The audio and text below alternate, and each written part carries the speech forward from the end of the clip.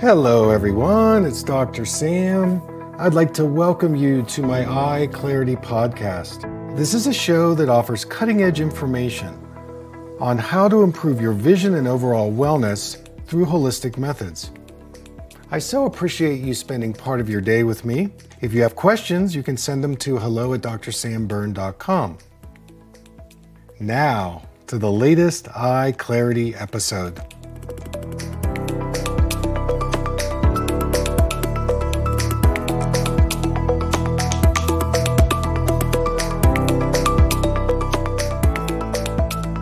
Hey everybody, it's Dr. Sam, and I'd like to welcome you to another EyeClarity podcast. Well, today I was a guest on Dr. Robert Wiles' radio show, and he is a sports podiatrist. They call him the sports doctor. And we had about a 15-minute lively conversation about optometry, concussions, brain injury, and so much more. So everybody, thanks for tuning in. Leave a comment on Spotify or my website, and I look forward to seeing you again. Dr. Sam Berne, welcome to the Sports Doctor. Thanks, Dr. Bob. Great to be here. Give us some background on yourself, and you can throw in a definition of holistic optometry while you're at it. Sounds good. So when you go for an eye exam, you know, the doctor has you read the eye chart and you get the reading 20/20. That's a measurement of your eyesight. But vision is how the eyes and the brain and the body work together. So eyesight is only one part of vision. So as a holistic eye doctor, I look at the eyes as an interrelated, interconnected part of the body. And there are things that you can do to improve your vision even as you get older. And that's kind of the difference between the regular eye care. They just say your eyes get worse as you get older. In my practice, people get older and their eyes get better. That's exciting. You know, we've featured for years on the Sports Doctor, Dr. Sam, hand-eye coordination, all sorts of eye exercise, sports optometrists talking about enhancing performance regardless of the sport. And there's a lot of exciting information in that side, you know, besides the run-of-the-mill eye care. Like you said, there's so much more involved. Even as a diagnostic tool, I know, like podiatry, where many times we might see diabetes for the first time because of a foot symptom, you also might see it when you see changes in the eyes, right? Well, exactly, because the eyes have one of the highest metabolic needs of the body, highly concentrated with those tiny blood vessels. So it's one of the entryways into the body, like the foot, and you can pick up disease very early. And of course, in diabetes, this is a real vulnerable area. I'm talking about the retina. So, you know, if you have glucose levels that are off the charts or you're pre-diabetic, you're going to see it in the eyes. It's going to be one of the first places, and then you can treat it by doing some holistic things if you want to.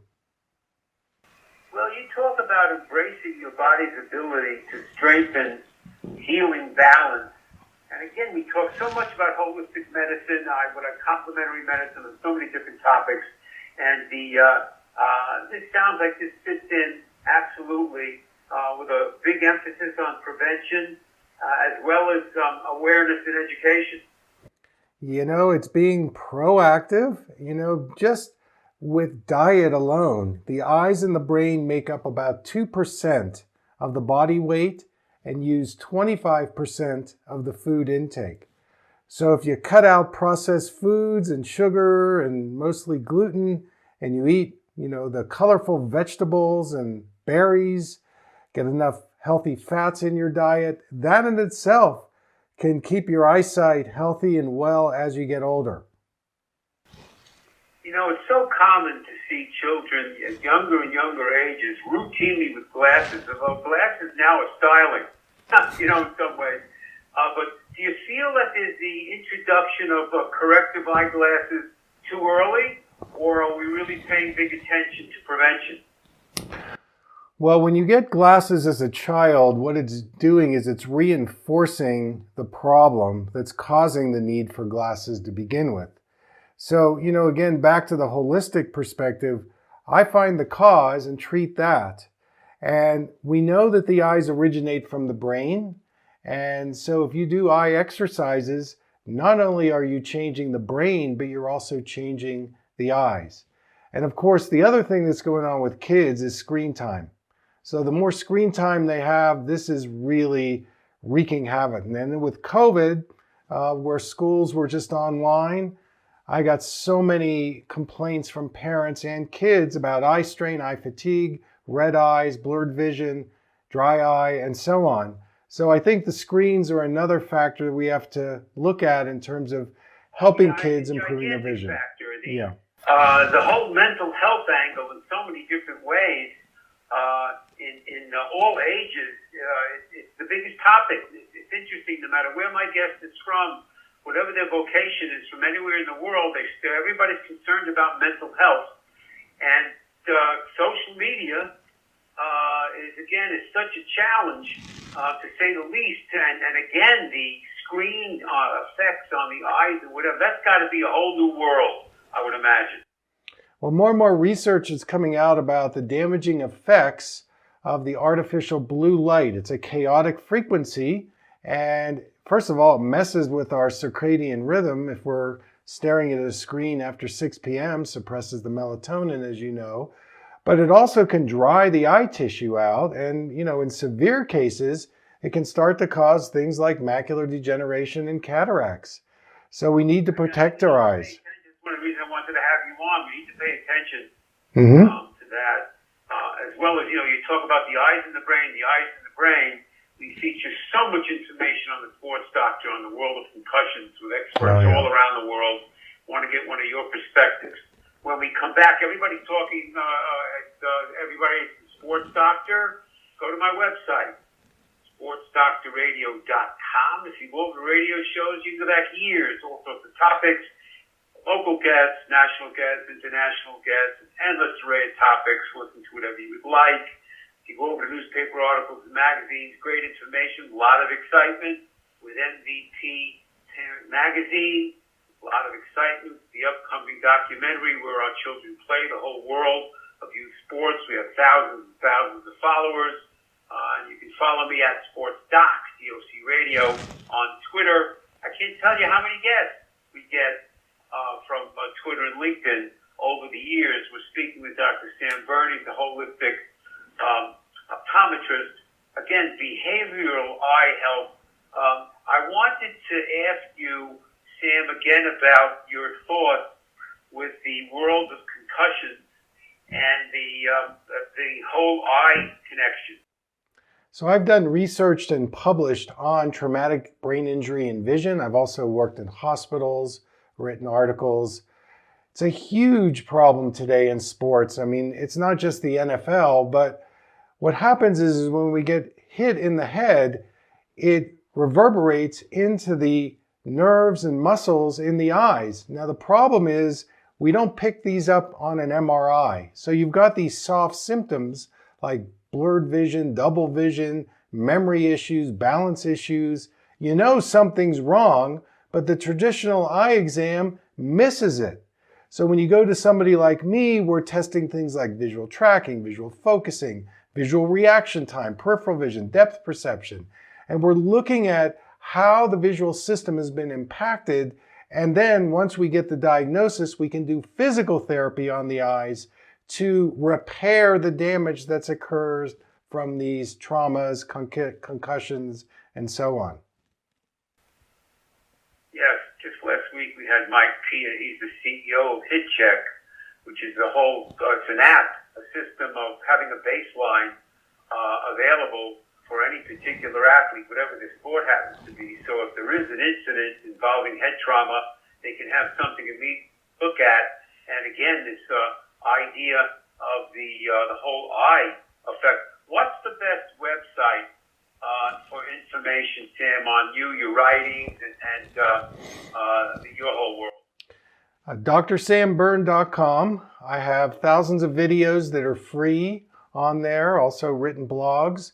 You can also find me on Facebook and TikTok, Twitter, Instagram, LinkedIn, and YouTube. I do tons of... It's everywhere. You know, what's interesting, Dr. Sam, is Yes. when we talk with optometry and eye experts, ophthalmologists, again, high performance. I had a whole group of race car drivers talking about their hand-eye and their vision training. But the idea of eye protection in youth sports, I would think we're not paying nearly enough attention to that. What are your thoughts? Oh, I totally agree. I mean, I think when you get hit in the eye, it really causes a lot of problems. You know, circulation issues and double vision, blurred vision.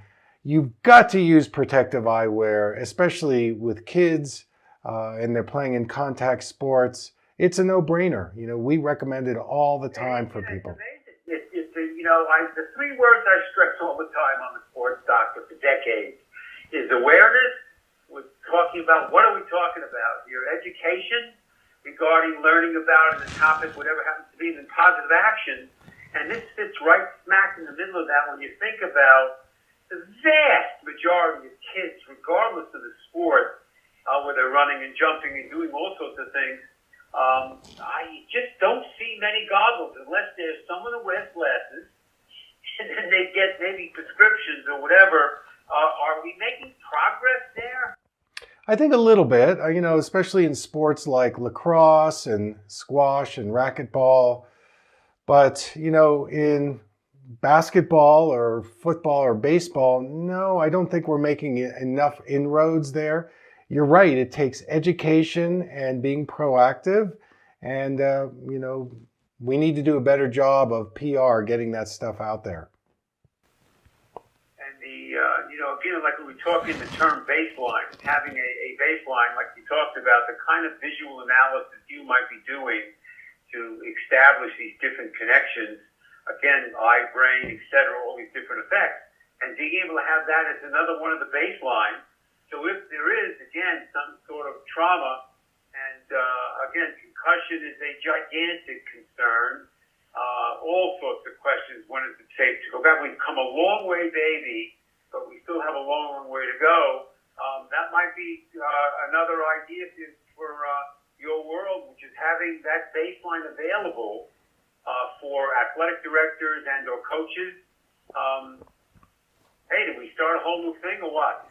You know, this starts another protocol. We already have the concussion protocol. Now we need to bring the vision piece into it. And that could actually be part of the baseline and whether or not, you know, when an athlete can actually go back into competition. You know, again, like you said, getting older and a lot of the changes and the eye changes and a lot of the different concerns, and the idea that, again, the eye exercises should be a routine part of what we do.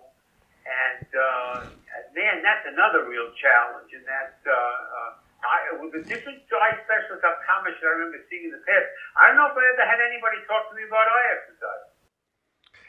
You know, we don't really emphasize it in school, but, you know, in my own vision, I had very bad vision when I was a child. I was very myopic. And I met a doctor who did this physical therapy, and I completely reversed my myopia. I don't wear any glasses 30 years later. So I'm a living example that you can do it. And the eyes and brain have a plasticity. That's the thing. And if you offer them new experiences, new pathways, you can improve your vision. And I think it's coming more into things like occupational therapy, physical therapy, in some of the private schools, in sports. But I think in regular eye care, we're so geared towards looking for disease and using pharmaceuticals and drugs and surgery that there's no place for exercises. Yeah, God bless America. Yes. That's always been one of the challenges in so many different areas, which is, you know, you have American medicine, which is a pill, surgery, doctor visits, and then you have the whole Eastern holistic world. Years ago, we would talk about acupuncture, we would talk about mindfulness, mind, body, and medicine didn't know how to spell it. I think they've come along. How is the general medical world pay attention to your perspective regarding eye care or the optometry and ophthalmology world, Dr. Sam? Well, I think it's slowly changing because in the grassroots, the patients are asking for it. And because there's so much emerging in the area of nutrition, functional medicine, acupuncture, as you say. By the way, many of the meridians in the body go to the eyes. And so liver, gallbladder, those affect the eyes quite profoundly. Tapping, Yes. Emotional tapping. That's, PCP.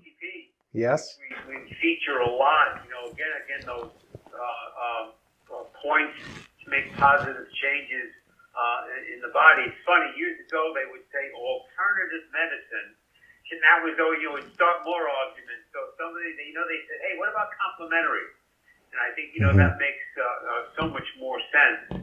And again, in the area of high performance, I think, again, that this is something that seems to be paid more and more attention, thinking about that guy in the batter's box or whoever's hitting a ball or moving in different directions.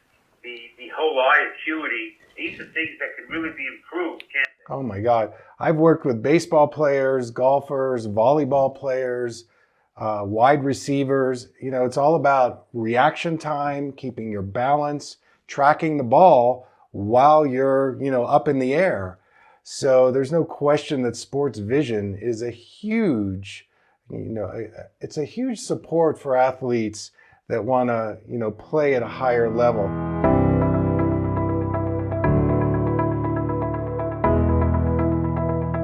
Thank you for listening. I hope you learned something from the EyeClarity podcast show today. If you enjoyed the episode, make sure to subscribe on iTunes or Spotify and leave a review. See you here next time.